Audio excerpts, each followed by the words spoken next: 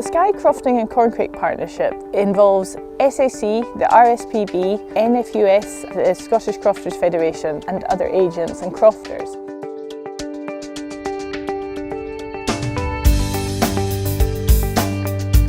We've been working together to increase the landscape scale of Corncrake managed habitat.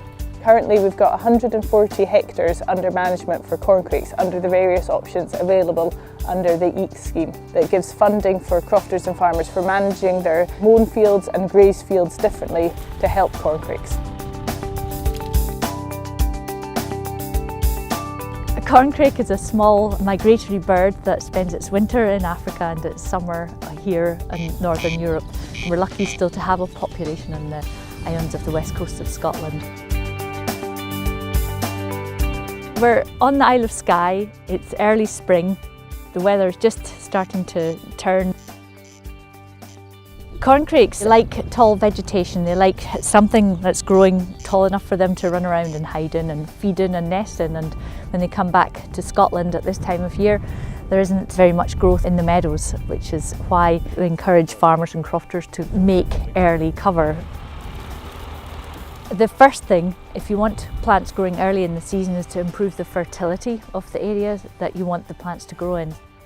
We've been putting dung and silage out, and we're plunking them out in heaps, and then I've been introducing iris rhizomes and nettles, which I've dug up from other parts around the holding. When you're thinking about sowing your nettles or planting your nettles, the more manure and fertility you can put down at the start of your project, the better. It means that you'll have years and years of nettle growth ahead of you. If it's slightly damper, you might want meadowsweet or flag iris. By tearing up rhizomes and putting them into fertile soil, the more nettle plants will grow, and you can see some of the new shoots. These are the roots and the rhizomes, and this is the new shoots that are coming out, forming new nettle plants.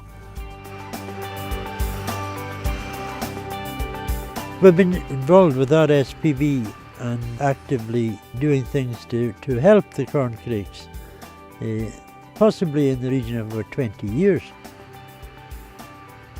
Although they do come back to this part of the world, you never know quite where they're going to come back to, so it's important to create as much habitat as possible. Because corncrakes are on the red list of endangered species, we felt that we needed to do something to try and encourage them, or else we're going to lose them.